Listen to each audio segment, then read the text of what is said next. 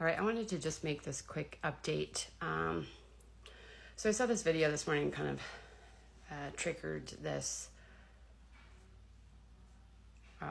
desire to speak on this topic. And she was talking about how spiritual ego and spiritual elitism create this distortion in the field where people self-blame. They feel guilty for feeling emotions, and they feel guilty for going through any sort of darkness, like they should always be elevated in these higher states. And without a doubt, that is absolutely true. That it's a distortion, okay? And I'm going to explain why. This is really important. We are, as a culture, especially in America, and I can't speak for other countries because I'm not there, people are brainwashed. People are learning spiritual truths from TikTok, YouTube, books written by people that are now being shown to be part of the distorted elites. Minds are being manipulated and brainwashed about the spiritual path. And the reason why that is because once you actually reclaim your spiritual truth and spiritual power, there's nothing any power above you can do about it. You're immune to brainwashing. You're immune to manipulation. You're immune to suggestive programming or subconscious programming. Okay, it cannot touch you once you've fully reclaimed your energetic sovereignty and cleared everything out of your field. Okay, you're no longer running the programs. You're no longer within the bandwidth where these lower frequencies can actually affect your field. So AI could emit some sort of lower frequency bandwidth that could distort people, 5G frequencies, EMFs, those types of things. They can influence you if you're around them for too long, but overall, they're not going to influence your frequency if you're sovereign, okay? So there's a shift between being subordinate to energy distortions and powers, governmental powers, spiritual suggestion, that type of thing. Once you rise above that, it can't affect you, okay, at all.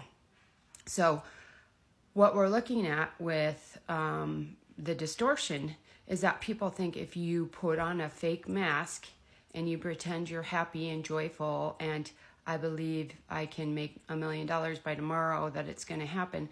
It doesn't work that way. And the reason why I know that is because I've studied the process. I know exactly what raises your frequency. I know exactly what distorts your field. I know what drops your frequency. And if you go into those love and light bubbles where you're not doing the deeper work, it will block your progress. The distortions have to go. This is not a belief issue. It's a structure issue of your field, okay? And it doesn't mean once you're in the higher spheres that you're perfect, because when you look around, nobody's actually perfect. Everyone has their own idea of what that actually is.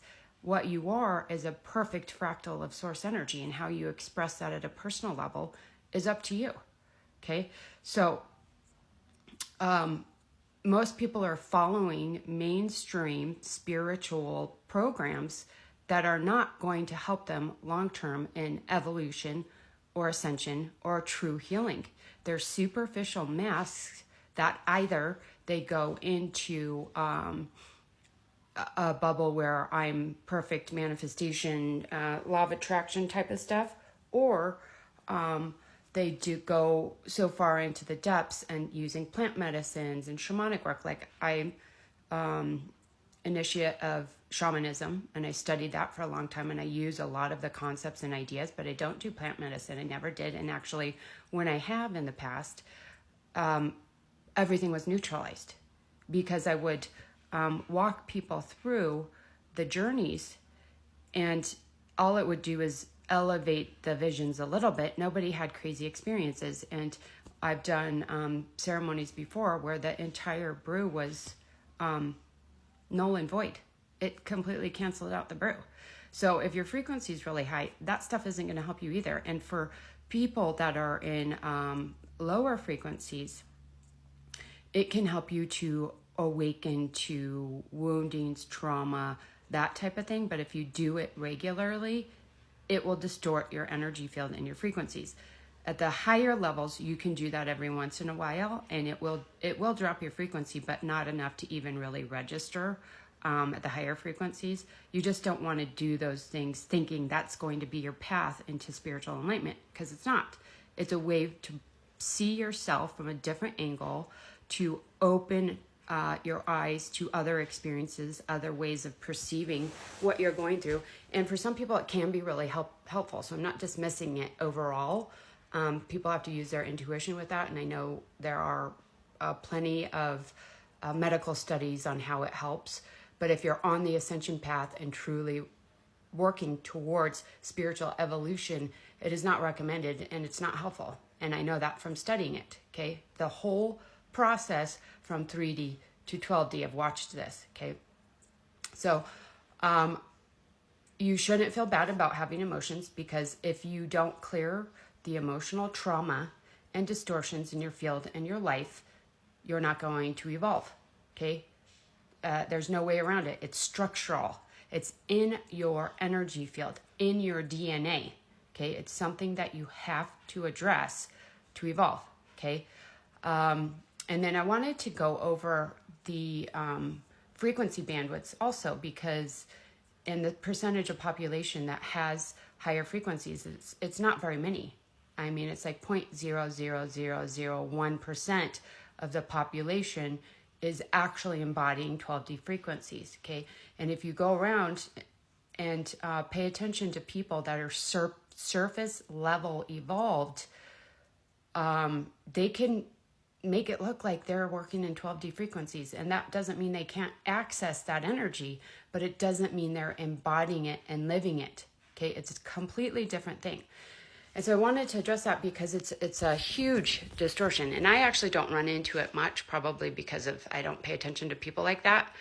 But if you want to do real spiritual work in the world, you want to make an impact, you want to help other people, you have to focus on your own light body structure, your own harmonic, clear everything out, and then you become a walking fractal of source. And it doesn't matter, you don't have to make intentions, you don't have to really do anything, you're just moving in the world, attuning, transmuting, and harmonizing everything, okay?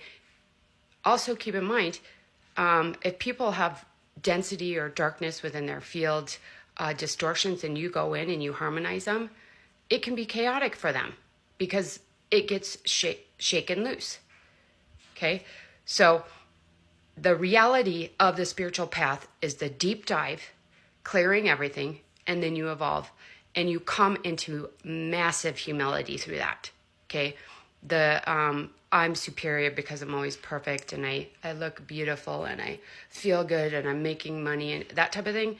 That is not the spiritual path. That is the ego path, pretending to be spiritual, okay? True spiritual path is hard. It is very, very hard, okay? You don't only clear this life of distortions, you clear every past life, okay? And the further back and the deeper down you're willing to go, the higher up you will rise, okay? And it is not for the faint of heart. It is for those that truly want to reconnect to their soul essence, their spirit, and their comprehensive understanding of who they are, and then do real work in the world instead of this superficial BS, okay? That's all I wanted to say.